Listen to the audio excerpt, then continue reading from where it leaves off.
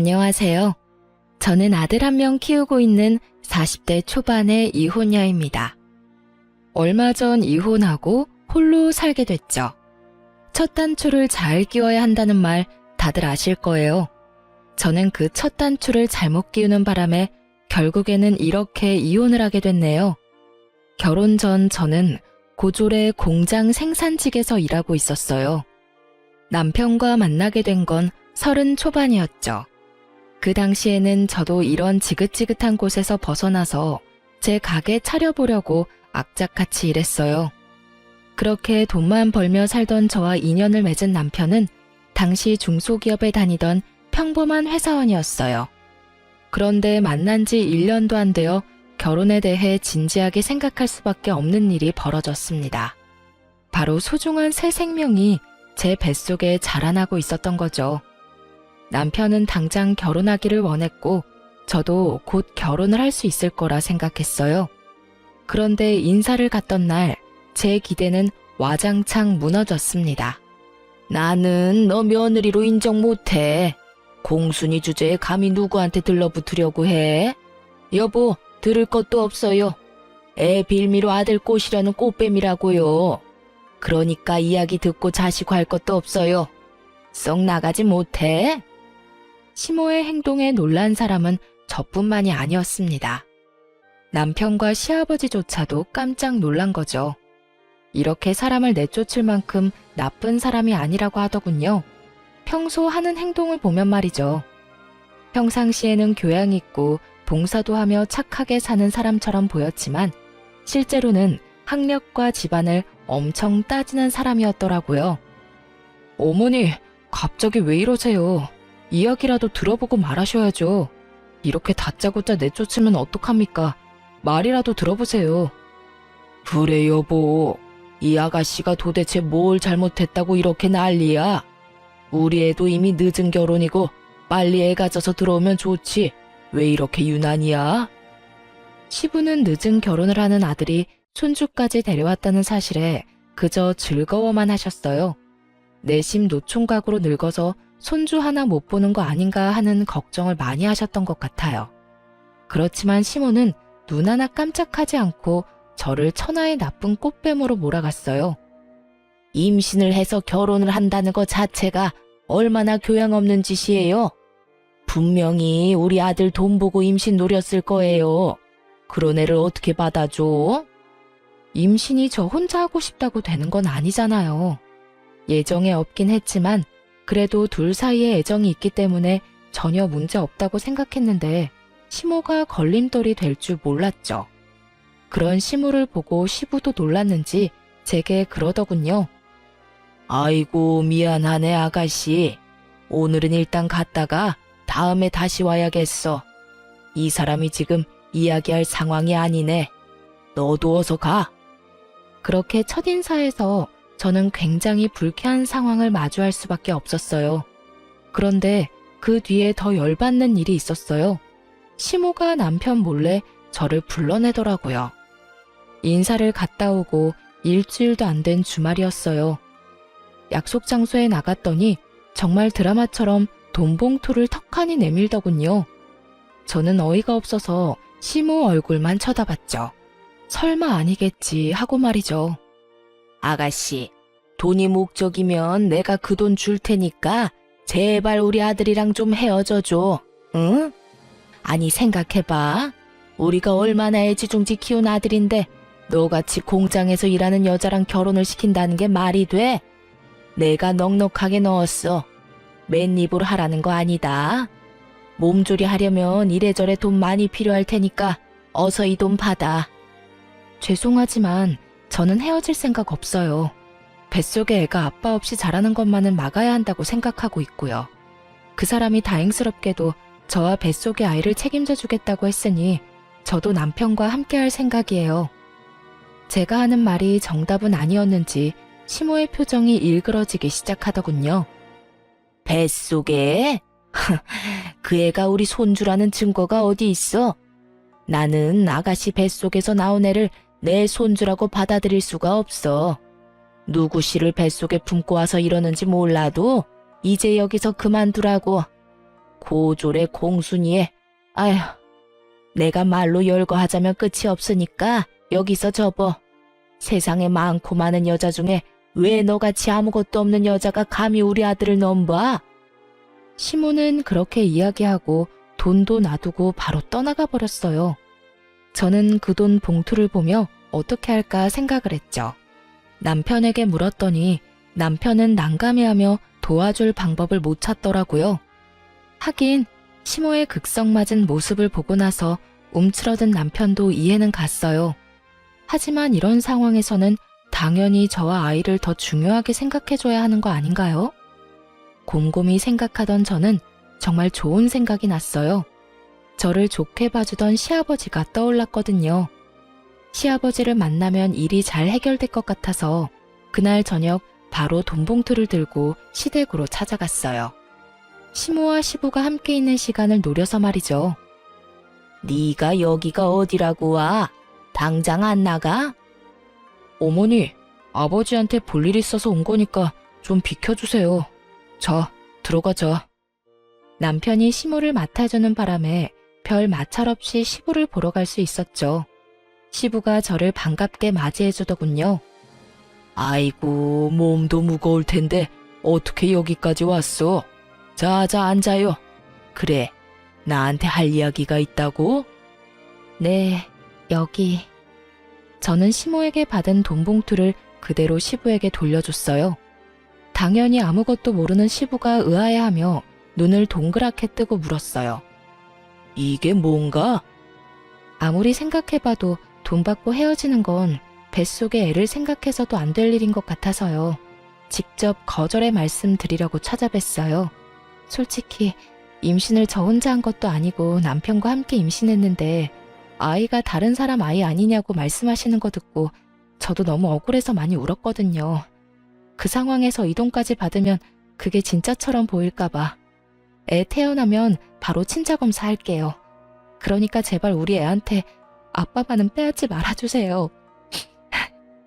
저는 눈물을 흘려가며 호소했습니다. 눈물을 흘릴 생각은 없었는데 말하다 보니 제 처지가 불쌍하고 열받아서 눈물이 나오더라고요. 그런데 제 이야기를 듣던 시아버지가 화가 머리끝까지 났는지 얼굴이 새빨개지더군요. 당신, 여기 와봐. 결국 시아버지가 시모를 불러들였어요. 당신 설마 돈 주고 헤어지라고 했어? 당신 제정신이야? 애들이 좋다는데 왜 당신이 나대고 난리야? 여보, 집에 사람 들이는 게 얼마나 조심해야 하는 일인지 몰라서 그래요? 아무나 들였다가 집안 풍비박산 망하기 일쑤인데 막말로 뱃속의 애가 우리 아들 애인지 아닌지 어떻게 알아요? 이 사람이 지금 당신 행동이 제일 문제인 거 몰라? 사람 아무나 들일 수 없는 건 맞는데 당신이 뭔데 맞다 아니다를 판정하는 거야? 고졸의 생산직이라는 게 그렇게 마음에 안 들어? 당신도 중졸인데 뭐가 그렇게 마음에 안 드는데? 개구리 올챙이적 생각 못한다더니 귀한 식품은 며느리 될 아가씨를 왜 이렇게 핍박하는 거야? 막말로 나이 40에 장가도 못 가고 있던 우리 아들 이제 드디어 번듯하게 자기 가정 꾸릴 수 있게 됐는데 뭐가 그렇게 화가 나는데? 여보, 그런 게 아니잖아요. 옛날이랑 다르게 요즘에는 얼마나 좋은 아가씨들이 많아요. 그리고 그런 여자들 말고 이 여자가 좋다잖나, 당신 아들이. 아들이 그렇게 귀하면 아들 마음 정도는 헤아려서 행동하라고. 이 아가씨랑 찢어놨다가 당신 아들이 당신한테 실망해서 얼굴도 안 보게 되면 그건 다 당신 탓이지. 이래서는 끝이 안 나니 내가 말하지. 이 아가씨 며느리로 드릴 테니까 싫으면 당신이 나가. 알아들었어? 결국 시아버지의 강경한 말에 희비가 갈렸습니다. 결국 그 자리에서 상견례에 대한 이야기까지 다 마쳤고 저와 남편은 결혼할 수 있다며 좋아했죠. 하지만 그 덕분에 저에 대한 시모의 앙금과 분노는 차곡차곡 시모 마음속에 정립이 되고 있었던 모양이었어요. 상견례 날 시모의 그 분노를 고스란히 느낄 수 있었거든요. 저희 집에는 아버지가 계시지 않아서 어머니 혼자만 나오셨거든요. 아버지는 제가 고등학교 졸업반일 때 한쪽 다리를 잃고 투병 중이다가 남편과의 결혼 이야기가 나오기 직전에 돌아가셨으니까요. 친정 어머니는 시장에서 야채를 파는 일을 하셨는데 한 번도 엄마를 부끄럽다 생각한 적이 없었어요. 여태껏 어머니 홀로 아버지 간병에 돈 벌랴 집안일 하랴 저와 남동생 돌보랴 고생하신 걸 너무 많이 봐서 저도 대학에 가지 않고 공장에 취직한 거였거든요. 대학을 가기에도 나쁘지 않은 성적이긴 했는데 장학금을 받을 정도로 잘하지는 못해서 결국은 취업을 선택했어요. 아버지가 죽고 보험금이 나오긴 했지만 밀린 병원비에 빚을 갚고 나서는 얼마 남지 않았어요. 그런데 어머니는 그걸 쓰지 않고 모아놨다고 했어요. 이거 저 결혼할 때 주겠다고요. 그만큼 마음이 곱고 여린 분이셨어요. 그래서 시모에게 나쁜 소리를 듣지는 않을까 걱정됐고요. 상견례 때 시모는 대놓고 저와 친정에 나쁜 말을 하지는 않았어요. 당연한 일이었죠. 시아버지가 두 눈을 부릅뜨고 있는데 그게 가능할 리가 없잖아요. 저희 집 사정을 듣게 된 시아버지는 10년이 넘는 시간 동안 지압이 병간호를 해온 저희 친정어머니를 보며 느끼는 게 참 많았나 봐요. 부모를 보면 자식을 볼 수 있다고 했는데 한결같은 마음으로 아버지 곁을 지킨 어머니를 보며 저도 그렇게 힘든 일이 벌어질 때도 남편을 잘 지켜줄 수 있을 거라는 생각을 하신 모양이었어요. 좋은 분위기에서 상견례가 끝나고 드디어 나를 잡자는 말까지 나왔죠. 그때 시모가 한마디 했어요. 솔직히 무슨 생각으로 딸 결혼시키는지 모르겠네요. 아니, 이렇게 힘들게 야채 장사하면서 돈 버는 분이 애 결혼시킬 돈이나 벌어놨겠냐고요. 이 사람은 모르겠지만 저는 비투성이 사돈은 필요 없네요. 솔직한 말로 이 결혼 저희 아들이 너무 아깝네요. 당신네 집안이 뭐 내세울 게 있기를 해. 딸이 학벌이 좋기를 해. 돈이 많기를 해. 여러모로 우리랑은 격이 안 맞는 집안이라고요. 그걸 알고 있으면 그만! 여기까지 와서 뭐 하는 거야? 제가 틀린 말 했어요. 힘들게 살았으면 힘들게 산 대로 분수에 맞는 사돈을 찾으라고요. 사부인께서 걱정이 많으시네요. 저는 그저 제 딸아이를 존중하는 것뿐입니다. 사부인께서도 아드님 마음을 존중해서 여기 나오셨겠죠. 두 사람이 좋다는데 옆에서 말리면 더 반발을 할 테니 한번 믿고 저들 하자는 대로 해주세요. 둘 다 성인이고 생각이 있겠죠. 척지면 척지는 대로 힘들어지는 건 늙은 우리들 아니겠습니까? 결국 시모는 친정어머니를 상대로 격이 낮아서 장가 보내는 게 마뜩잖다고 말했고, 친정엄마는 시모에게 그러다가 아들한테 버림받는 건 너라고 응수한 셈이죠. 그 뒤에 시아버지의 잔소리를 들으며 시모는 결국 저희의 결혼을 허락할 수밖에 없었어요. 그렇게 저희는 행복한 결혼 생활을 시작했습니다. 정말로 처음에는 우리가 영원히 행복할 줄 알았어요. 시모라는 큰 벽이 남아 있었지만 어떻게든 잘 될 거라 생각했죠. 결혼 4개월 만에 아들을 낳았을 때 시아버지가 정말 좋아하셨어요. 그런데 아들은 외탁을 해서 저를 더 많이 닮았더군요. 그러자 시모가 냉큼 친자 검사를 해야 한다며 아들 세포를 채취해 가더군요. 시아버지가 정신이 있는 여자냐며 호통을 치는데도 시모는 그거는 절대 양보 못한다며 버티더군요. 그때 정말 기분이 더러우면서도 그래, 해볼 테면 해봐라 하는 그런 마음이었어요. 그 애가 남편 애라는 건 변함이 없는 사실이니까요. 그래도 시모가 중간에 무슨 수작을 벌일지 몰라 남편에게 부탁해서 직접 시부모님을 다 모시고 가라고 했어요. 그리고 그렇게 유전자 검사 결과가 나왔는데 역시나 남편의 친자임이 확실시 된 거죠. 결과가 나오고 시아버지가 시모에게 그랬어요. 이거 봐. 우리 손주라고 내가 말했잖아. 결국 시모도 그 결과에 대해 아무런 딴지를 걸 수 없었어요. 그 일로 시모의 입지는 현저히 줄어들었고 시아버지는 저와 손주인 제 아들을 어지간히도 예뻐하셨어요. 처음에는 시모가 너희들끼리 알아서 살라고 했는데 손주에 감동받으신 시아버지께서 본인 명의 아파트를 흔쾌히 신혼집으로 빌려주셨거든요. 그렇게 꽤나 순탄했던 결혼 생활도 5년 차에 접어들 때였어요. 하루는 남편이 급히 와서 제게 조심스럽게 말을 꺼냈어요.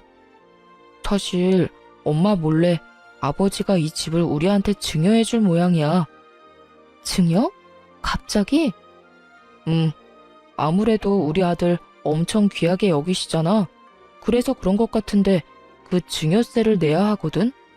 근데 증여세가 거의 8천 정도 나오는데 당신이 그 돈 좀 빌려주면 어떨까 싶은데. 내가 당신한테 맡겨둔 돈 3천이랑 당신이 모은 돈, 그리고 나머지는 대출 좀 쓰면 될 것 같은데 안 돼?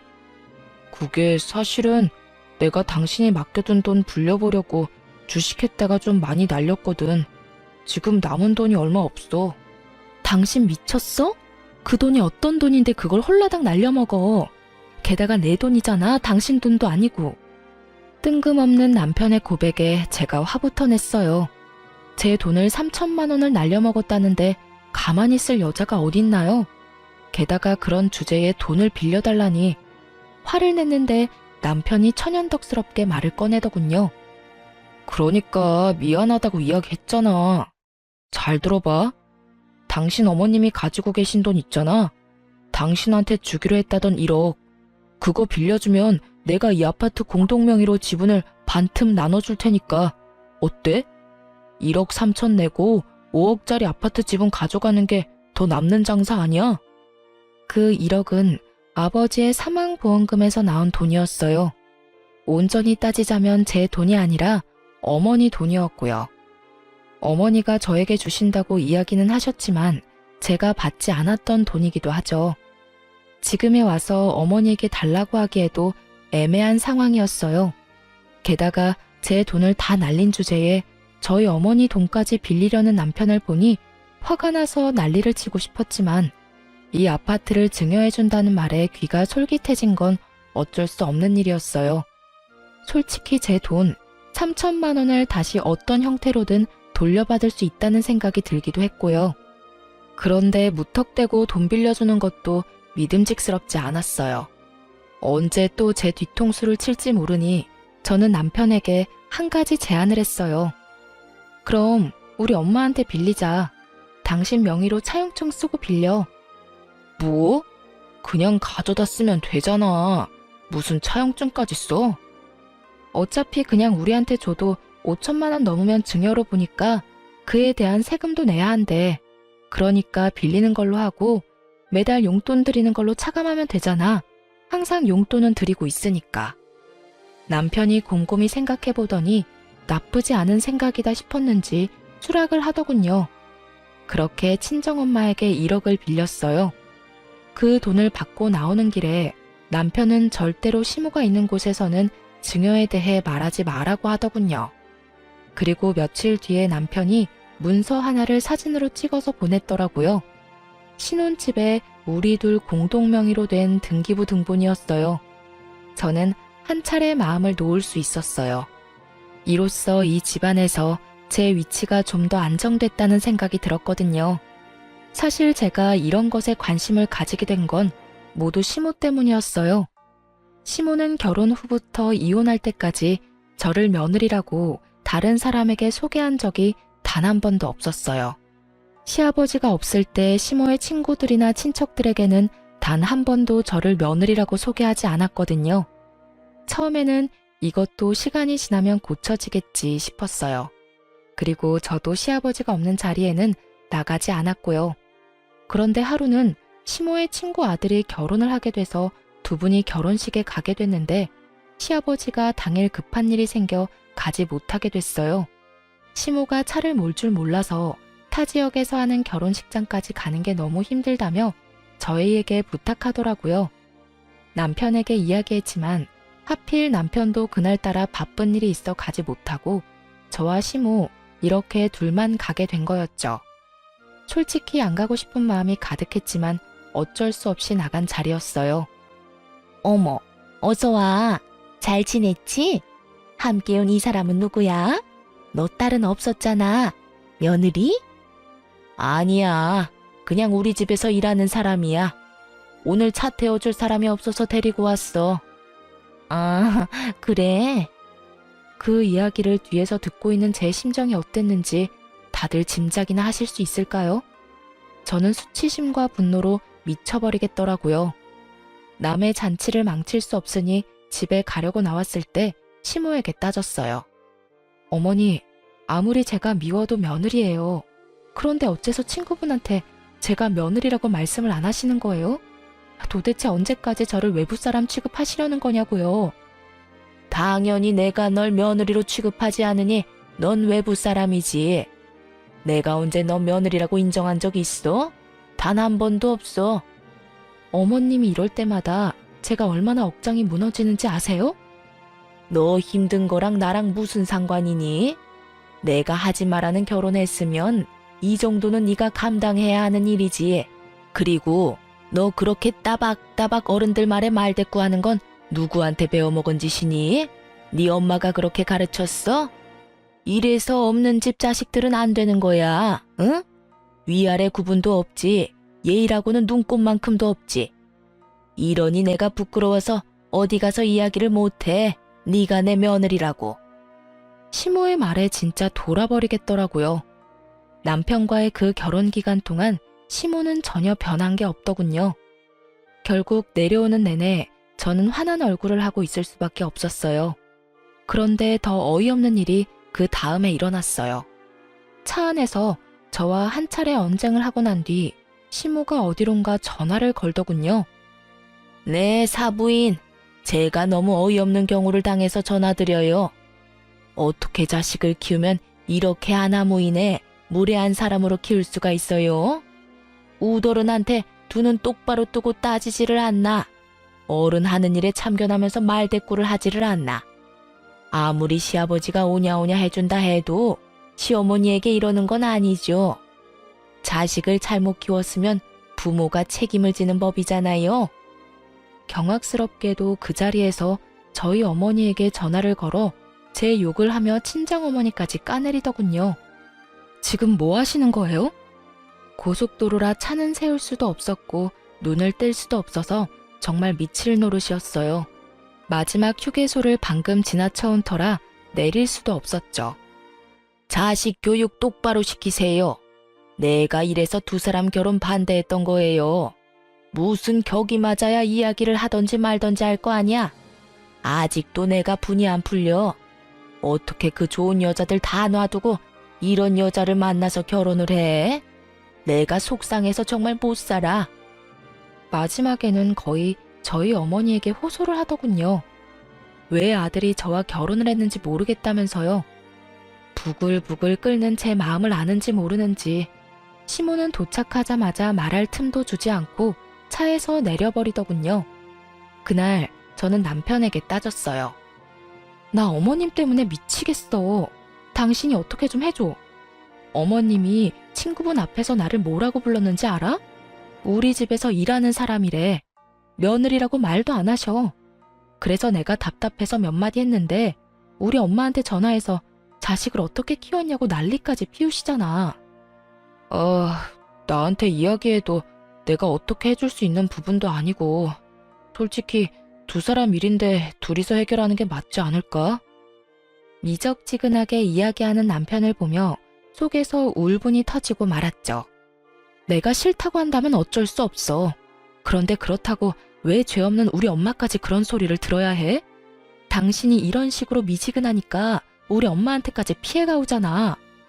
아니, 나를 이렇게 쪼아댄다고 해서 뭐가 해결되는 게 아니잖아. 우리 엄마를 내가 이길 수도 있는 것도 아니고. 요새 바쁜 일도 많고 승진 앞두고 있어서 바쁜데 당신한테 이런 소리까지 들어야 해? 알아서 해결할 일은 알아서 해결 좀 해. 나한테 부탁 같은 거 하지도 말고. 정말 어이없게도 남편 놈은 그렇게 말하고는 집을 나가버리더군요. 그러고는 시댁에서 자고 바로 회사로 간다고 하더군요. 미치겠더라고요. 우리 엄마를 괴롭힌 시모를 용서하기도 싫었고 저런 어이없는 소리를 한 남편도 용서하고 싶지 않았어요. 심각하게 이혼을 해야 하나 고민할 정도까지 온 거죠. 그래도 아이를 생각하니 그럴 수는 없었어요. 그래서 제 직장 탓이라는 생각을 하며 하고 있던 공부에 박차를 가했어요. 이미 2년 전부터 이직을 생각하며 공부 중이었고 1년 전 시험에서 1차를 합격하고 2차를 준비 중이었어요. 그리고 심호와 언쟁이 있고 한 달 뒤쯤에 결국 2차까지 합격해서 성공적으로 이직을 할 수 있었어요. 직장이 달라지면 심호의 행동도 바뀌지 않을까 싶었는데 바뀌는 건 없었어요. 그래도 조만간 바뀔 것이라는 믿음을 가졌어요. 그러다가 그날이 왔죠. 제 인생이 확 바뀐 날 말이에요. 그날은 제 조카의 재롱잔치가 있던 날이었어요.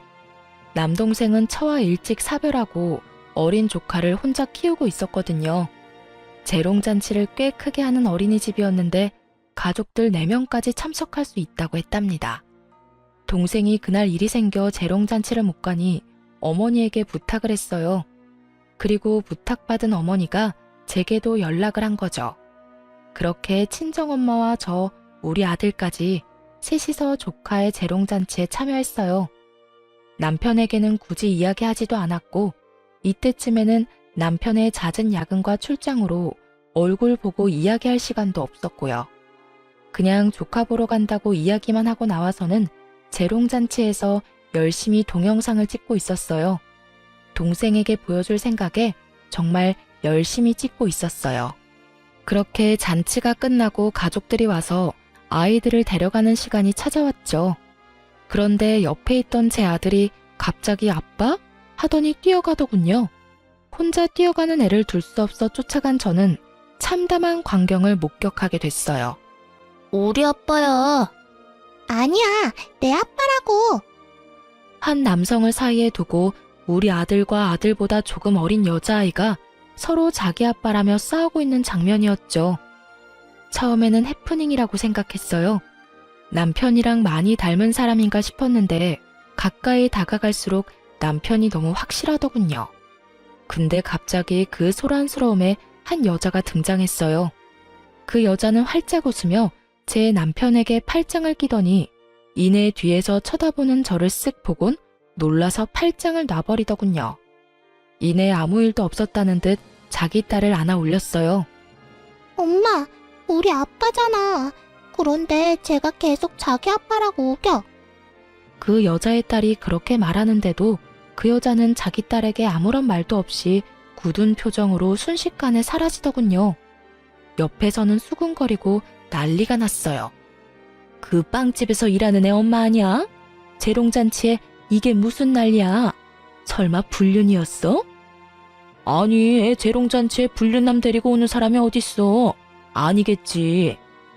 근데 왜 저기서 도망가? 자기가 떳떳하면 네 아빠 아니란다 하고 알려줘야 하는 거 아니야? 수군수군 들려오는 소리를 놔두고 뛰쳐나가고 싶었지만 제 아들 때문에 그것마저도 할 수 없었던 제 기분을 다른 사람들은 짐작도 못할 거예요. 남편 앞에 와서 저는 남편을 조용히 쳐다봤어요. 아무 말도 안 하고. 그랬더니 남편 얼굴이 하얗게 질리기 시작하더군요. 저는 아들에게 말했어요. 남편이 들을 정도로 크게. 아들, 저 사람 네 아빠 아니야. 가자. 이 자리에서 당장이라도 남편을 추궁하려고 했지만 애들이 보는 앞이잖아요. 그래서 참았어요. 초인적인 힘을 이용해서. 그리고 집에 돌아오는 길에 남편에게 연락했어요. 전화를 안 받더군요. 그래서 문자를 보내놨어요. 당장 집에 들어와서 설명하라고요. 그런데 장장 일주일을 집에 안 들어오더군요. 결국 참다 못한 저는 상간녀가 차린 빵가게로 찾아갔어요. 그때 재롱잔치 때 몇몇 사람들이 그 가게 아니냐며 말하는 곳을 외워둔 참이었거든요. 혼자서 작은 빵가게를 운영하고 있더라고요. 가게 안으로 들어가니 2~3명이 빵을 고르고 있더군요. 그리고 곧 제 얼굴을 확인한 상간녀가 저와 눈을 마주치지 않으려 아주 용을 썼어요. 그러면 뭐해요? 뇌리에 이미 상간녀 얼굴이 딱 박혀버렸는데. 저는 태연한 표정으로 빵부터 샀어요. 빵빵한 크림이 든 것들로요. 그리고 계산을 했죠. 정당하게 주고 산 빵을 봉투 넣어주는데 제가 그걸 들고 상간녀에게 물었어요. 우리 남편 어딨어? 당신이 데리고 있는 거야? 당신은 알지? 지금 어디 있는지. 상간녀가 당황했는지 제게 그러더군요. 지금 영업 중이에요. 나중에 영업 끝나고 말할게요. 여기서 이러면 영업 방해라고요. 내 남편 상간녀한테 행방불명된 남편 행방 물어보는 것도 영업 방해야? 소송 걸고 싶으면 걸어. 나도 어차피 당신 상간녀로 소송할 거니까. 내 남편 행방 묻는 건 영업 방해고 내 남편 꼬셔서 데리고 사는 건 잘못이 아니다. 뭐 그런 생각인가 본데 세상 편하게 사시네. 바퀴벌레처럼 구석에서 조용히 딴살림 차린 두 연놈들이 자기들 구미에 맞게 아주 버러지 같은 짓만 골라서 해? 그 사람이 당신 말고 저를 선택한 건 잘못이 아니죠. 저희가 사랑하는데 당신이 걸림돌인 거지. 사랑하고 싶으면 이혼을 하고 했어야지. 유부남이랑 사랑하는 게 잘못이라는 걸 몰라서 그딴 정신 나간 소리 짓거리는 거야? 와, 오랜만에 상상 이상의 개소리를 들으니까 정신이 혼미하네. 저는 들고 있던 빵을 가게 바닥에 툭 하고 떨어뜨렸어요. 그리고 말했죠. 남편이 지금 내 연락 다 씹어먹고 당신 집에 잠적 중인 것 같은데 이 말 꼭 전해줘요. 당장 안 오면. 그렇게 말하고 떨어뜨린 크림빵을 발로 콱 짓밟았어요. 크림이 온 사방으로 튀도록 말이죠. 이렇게 될 거라고. 상간녀가 주변 눈치를 보며 낮게 소리를 지르더군요. 걔 지금 뭐 하시는 거예요? 뭐가 잘못됐어? 내가 내 돈 주고 산 빵이잖아. 기분 더러워서 못 먹겠다는데 그게 무슨 잘못이야? 그리고 한마디 하는데 네가 나한테 한 짓이 이런 짓이야. 내 인생 이따위로 바닥에 떨어뜨려서 짓밟았잖아. 네 인생도 나랑 똑같이 바닥 쳐보면 내 기분이 어떤지 이해하겠지. 더러운 년이 만든 빵, 반품 필요 없으니까 뒷수습도 알아서 해. 그렇게 난리를 피우고 나오는데 제 뒤로 우르르 손님들이 빈손으로 나와버리더군요. 문제 있는 빵집이라 생각한 모양이었어요. 그리고 그날 저녁 저는 그렇게 보고 싶던 그놈 면상을 볼 수 있게 됐죠. 집에 갔더니 남편놈이 무릎을 꿇고 저를 기다리고 있더군요. 우와, 상간녀 가게에서 행패 부리는 거 못 참았나 봐. 그렇게 불러도 답 없더니 거기 한번 찾아갔다고 바로 여기를 찾아와? 근데 너무 늦었다는 생각 안 들어? 내가 제일 싫어하는 게 뭔지 알아? 사고 치고 나중에 수습하려고 용서받는 거거든. 저번에도 그랬지? 내 돈 3천만 원 가져가서 주식으로 날렸을 때도. 근데 이번에는 상황이 달라. 넌 정신이 있는 놈이야? 쥐새끼처럼 여기저기 돌아다니면서 번식 활동하느라 그간 집에 소홀한 거였어? 나는 이혼하면 끝이야. 근데 내 아들이 받을 상처는 생각해 본 적 없지? 난 그게 용서가 안 돼. 차라리 나한테만 들켰다면 용서했을지도 모르지. 그런데 감히 귀한 내 새끼를 그런 곳에서 창피를 줘? 여보, 미안해. 입이 10개라도 할 말이 없어. 그치만 이혼은 제발 안 돼, 여보. 왜 이혼을 안 해? 난 못 살아. 당신 그 여자한테 돈 주고 있지? 내가 그걸 용서할 것 같아? 상간녀랑 그 혼외자까지 다 버리겠다고 하면 내가 용서해줄지도 모르지. 그렇게 할 수는 있어? 그건 그래도 친자식이고 매달 양육비로 돈도 지급해야 하고 그쪽에서 내가 친부라고 소송 걸어서 이기면 양육비는 무조건 줘야 하는 거라서. 아, 그 여자가 그런 식으로 자기 숨구멍 하나는 열어놓겠다는 생각이지? 불륜으로 바람 펴서 애를 낳아놓고 양육비는 받아가시겠다? 내가 그 꼴 보면서 살 수 있을 거라고 생각해? 정말로 여보, 인연은 끊을 수 있는데 그것만은 하게 해줘야지. 그래, 애가 뭔 잘못이겠어. 잘못은 어른이 했는데. 그러니까 네 행동에 책임져. 나랑 깔끔하게 헤어지고 그 여자랑 살아. 그년이랑 그년 딸이랑 하하호호 즐겁게. 근데 상간녀 학력은 좋니? 너희 엄마가 네 상간녀를 며느리로 인정이나 할까? 어딜 가도 며느리로 인정 안 하겠지. 불륜으로 집에 들어온 여자를 인정하겠어? 그 고고하고 교양 있는 너네 엄마가? 갑자기 엄마 이야기는 또 왜 해? 어쨌든 이혼만은 참아줘. 제발 부탁이야. 절대 이혼을 안 해주겠다는 남편을 데리고 시댁을 냅다 찾아갔어요. 그리고 까먹지 않고 친정엄마에게 받아둔 차용증까지 챙겨갔죠.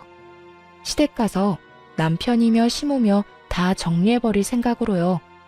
이미 제 마음속에는 이혼 말고 다른 길은 없었거든요. 고개도 못 드는 남편 놈을 데리고 가니 시모가 꽥 소리를 지르더군요. 네가 여기는 무슨 일이냐? 용건 없으면 코빼기도 보이지 않더니. 무시하고 들어가니 다행히 시아버지도 계시더군요.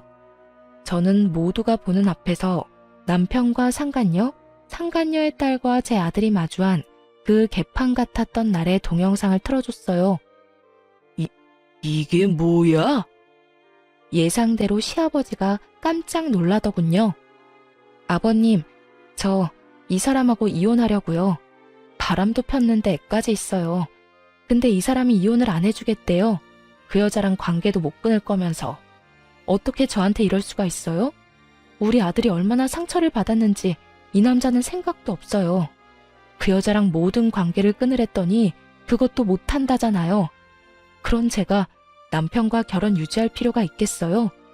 그러니 공동 명의로 된 우리 신혼집 팔고 저희 어머니가 빌려준 1억이랑 제 돈 3천만 원 먼저 돌려받고 싶어요. 잠깐. 너 무슨 말 하는 거냐? 신혼집이 공동명의라니. 시아버지가 처음 듣는 것처럼 눈을 동그랗게 뜨고 제게 되묻더군요. 저야말로 당황해서 차용증을 내밀며 말했죠. 아버님이 그때 남편한테 집 증여해준다고 하셨잖아요. 남편이 그때 돈 빌려가서 공동명의로 해준다고 했는데. 저는 쎄한 느낌의 남편놈 얼굴을 쳐다봤어요. 똥 됐다는 표정으로 눈만 질끈 감고 있는 남편놈 얼굴이 보였죠. 나는 증여를 한 적이 없다. 너 이게 무슨 이야기인지 당장 말해봐. 남편이 아무 말도 못하고 우물쭈물 하더군요. 시아버지가 버럭 노정을 질러댔어요. 그 돈 어디다 썼는지 말하라고 했지? 여자 가게 낼 때 빌려줬어요. 1억 3천만 원. 그리고 딸 양육비로도 좀 주고 그랬어요. 아이고, 이런 미친놈을 봤나? 불륜을 제 돈으로 한 것도 아니고 제 마누라 돈으로. 시아버지의 집은 증여가 된 게 아니었고 제게 보여준 건 위조된 문서였던 거죠. 당황해서 열받은 저보다 더 화가 난 게 시아버지였습니다. 바람이 난 것도 모자라서 지금 간도 크게 이 애비 집으로 사기까지 쳤어? 네가 정신이 있는 놈이냐 없는 놈이냐? 도대체 뭐가 모자라서 바람을 피웠어? 아버지, 어쩌다 보니 그렇게 된 거예요. 그리고 지금은 와이프보다 그 여자한테 더 마음이 가고. 이놈, 그걸 말이라고 해? 조강지처가 두 눈 부릅뜨고 앉아있는데 뭐? 내가 너를 그리 키웠어? 누가 책임감 없이 싸지르고 돌아다니라고 했냐? 너 어떡할 거야? 지금 이 상황 어떻게 수습할 거냐고?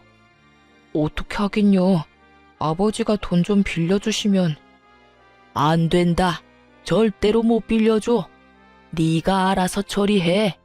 왜 네가 싸지른 똥을 내가 치워야 한단 말이냐? 아유, 여보. 헤어지고 싶다는데 그냥 헤어지게 내비둬요. 왜 당신이 화를 내요? 얘네 결혼할 때 당신이 아들이 좋다는데 결혼시켜주자고 그랬잖아요. 이제는 아들이 싫다는데 그럼 당신 논리대로 이혼 도와줘야죠. 시모는 이 상황이 아주 신나서 열심히 나오는 대로 짓거리더군요. 그 꼴을 보기 싫었던 저는 시모에게 말했죠. 어머님은 저희 어머니한테 들을 말 있으시잖아요. 당장 통화시켜드릴까요? 제 말에 시모가 어이없다는 표정으로 저를 보더군요. 갑자기 사부인에게 전화를 왜 하니? 남편이 불륜을 저질렀잖아요. 그렇게 나쁜 짓을 했는데 그럼 저희 어머니한테 전화를 하셔서 사과해야죠. 너희 일은 너희가 알아서 하는 거지. 어째서 내가 사부인한테 전화를 해? 어머님께서 저번에 친정어머니께 전화하셔서 막말하셨잖아요. 제 학력이 낮아서 어디 가서 며느리라 말하기 부끄럽다고 윽박질렀잖아요, 우리 엄마한테. 고속도로 위에서 자식 교육 똑바로 시키라고 전화한 거 기억 안 나세요? 기억나게 해드릴까요? 블랙박스 녹음본도 있는데. 제 말에 시아버지가 깜짝 놀라더군요. 시모는 제 말에 시부 눈치만 보고 있고요. 너는 왜 그런 말을 여기 와서 해? 이혼하려면 곱게 헤어지면 될 거 왜 여기 와서 설쳐? 나가. 당장 나가서 너희들끼리 이혼을 하든 말든 마음대로 해. 당신 설마 지금 한 말이 다 사실이야? 지금 사부인에게 그런 짓을 한 게 진짜냐고? 여보, 그게, 아니, 며느리가 먼저 사람 속을 긁잖아요. 그래서 제가 화가 나서 사부인한테 한마디 했죠. 그게 무슨 잘못이라도 돼요? 자식 잘못 키웠으면 잘못 키운 사람이 욕먹는 거야 당연한 거고. 당연? 뭘 어떻게 생각하면 그게 당연한 일이 되는 거야? 아이고, 마누라며 아들이며 갑자기 이게 다 무슨 일이야? 그렇게 교양거리더니 당신 교양은 어디다 팔아먹었어? 자기가 뭘 잘못한 건지도 모르고 감히 나한테 큰 소리를 쳐? 내가 미쳤지. 저런 인간들도 가족이라고 여태까지 그 고생을 하며 먹여 살렸다니. 나가. 당장 나가. 그리고 아들 너는 그 집에서도 나가. 공동명의? 증여? 네가 뭔데 마음대로 내 집을 증여했다고 사기를 쳐? 둘 다 꼴도 보기 싫으니까 이 집에 2번 다시 올 생각하지 마. 그렇게 시아버지는 시모와 남편을 쫓아냈어요. 시아버지는 저에게 이혼을 허락하며 한 가지 말해줬어요. 합의 이혼하면 위자료 명목으로 우리가 살던 그 신혼집을 주시겠다고요. 저를 위해서라기보다는 손주를 위해서인 것 같았어요. 실망시킨 남편보다 앞으로가 기대되는 손주에 대한 사랑이 더 큰 모양이었어요. 그렇게 쫓겨난 남편과 시모는 상간녀 집으로 간 모양이었어요. 시아버지가 꽤나 강경했거든요. 저는 시모 성격 생각하며 상간녀가 버틸 수는 있으려나 싶었네요. 그리고 협의 이혼을 하면서 시부가 제게 신혼집 소유권 이전을 해줬어요. 그걸 저한테 준 걸 어떻게 알았는지 남편과 시모가 시댁으로 찾아와서 따지더라고요. 그날 마침 아들과 시댁에 있었던 저도 그 사람들의 당황한 모습을 그대로 다 봤죠. 개거품 제대로 물더라고요. 아버지, 왜 그 집을 저 사람한테 줘요? 그냥 1억 3천의 위자료만 주면 끝인데.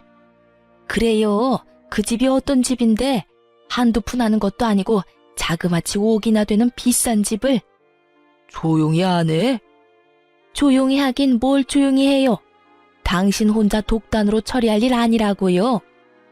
엄마 말씀이 옳아요. 아버지, 우리가 이해할 수 있도록 설명은 하셔야 될 거 아니에요. 내가 번 돈으로 내가 산 집이야. 내가 어떻게 쓰던 내 마음이고. 그리고 너 지금 당장 1억 3천 마련할 수나 있냐? 돈도 없는 놈이 도대체 무슨 배짱으로 그 집에 대해서 이래라 저래라야? 네가 내야 할 돈 내가 내고 있는 거 안 보이냐? 네가 친 사고 수습하면서 내가 설명까지 해야 돼? 넌 눈이 없어 귀가 없어. 이렇게까지 하는 거면 알아들어야 할 거 아니야? 아버지. 그리고 당신도 집에서 분란만 일으키는 인간이 내 재산에 무슨 관심이야? 그리고 내가 그 집 준 거에는 당신이 내야 할 위자료도 있는 거 알고 있어? 며느리가 당신의 그 교양 없는 행동으로 당신한테 위자료를 청구할 수도 있다고. 그거 내가 다 감당해주고 있는데 여기 와서 큰 소리 칠 군번이냐고. 내가 내 손주랑 며느리한테 이 집 물려주는 거에 관심이 많은가 본데 관심 들 거. 그리고 이 집에 누가 들어오라고 했어? 당장 둘 다 안 나가? 집안 망신에 돈까지 다 날려먹은 인간들 주제에 뭐 잘났다고 여기 와서 낯짝을 들이대? 자기 밥그릇 뺏길 것 같다고 헐레벌떡 뛰어와서는 개새끼 마냥 낑낑대는데 제발 좀 그만해. 너네한테 줄 건 단 하나도 없어. 결국 시부가 남편과 시모를 쫓아내버렸어요. 어찌나 속이 시원하던지. 그런데 벼랑간 두 사람 사이에 시비가 붙어버리더군요. 이게 다 뭐야? 너 때문이야. 네가 바람만 안 폈어도 이런 일 없어. 아니, 처음부터 그런 여자랑 결혼만 안 했어도 이런 일 없었을 거라고. 시모가 먼저 아들 탓을 하더군요. 그의 또 아들은 지지 않고 맞받아치고요. 왜 그게 제 탓이에요? 엄마가 경거망동하면서 그놈의 교양 찾느라 이 여자 저 여자 다 싫다고 해서 그렇게 된 거지. 그리고 장모님한테까지 전화한 건 선을 넘은 거죠. 어떻게 그게 내 탓이야? 너가 애초에 그런 여자를 안 만났으면 됐지. 와이프 아니더라도 엄마 마음에 드는 사람이 있긴 해요? 같이 살던 그 사람도 이제 엄마랑 나 버리고 애랑 도망갔잖아요. 아니, 기생충처럼 들러붙어 사는 주제에 무슨 시집살이를 그렇게 심하게 시켜요?